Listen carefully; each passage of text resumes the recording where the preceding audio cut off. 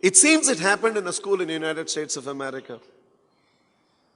A teacher by name Mrs. Thompson walked into the classroom, and that was her first day in school. And this 8th standard class teacher started the class saying this, "I love you all." And she knew she was lying, because she could not love that one boy sitting in the class who was dirty, who was shabby, unkept hair, was not able to make eye contact. And she was not able to feel any connectivity to that one boy, Teddy. So she was always indifferent towards him. After the first term was over, and when the time had come to write the progress reports, she wrote a report, and the school had the system that all these reports had to go to the principal of the school, and she has to countersign. So she called for Mrs. Thompson, and she told Mrs. Thompson, a progress report should report progress. A report should be written by a teacher in such a way that the boy and the parents now begin to believe in the boy. By reading this report, the boy will give up on his life, and the teachers will give up on the boy. And the parents will believe that it's a curse to have such a son. Never write a report which does not promise progress of the child. Mrs. Thompson immediately said, nothing positive can ever be written about that boy. The principal immediately called the administrative staff and asked them to bring the previous year's progress reports.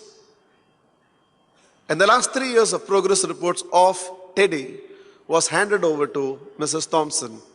The principal said, go through this and you will understand. Standing there, Mrs. Thompson opened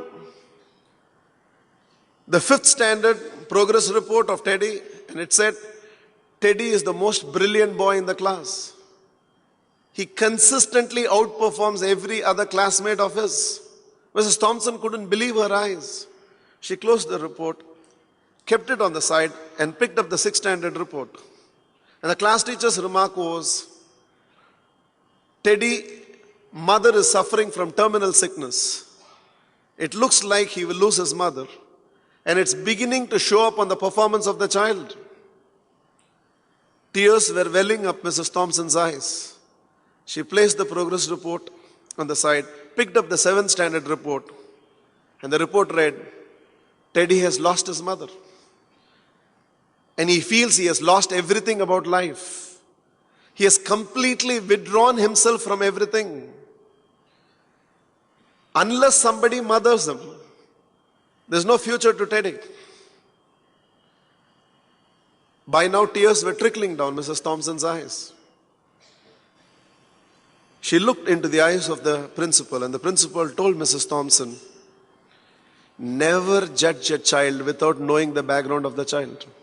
Never judge a child without knowing the background of the child. Understand the background of the person you are married to, you are getting married to. The quality of your relationship will change. Understand the background of the people you are recruiting. Your leadership skills will become much more effective. Understand the background from which he is coming. Understand the background of the city in which you diversify your business.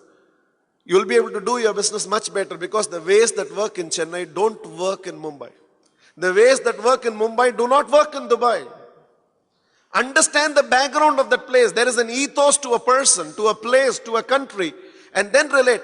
That's what the principal told Mrs. Thompson. Never judge a child without knowing the background of the child.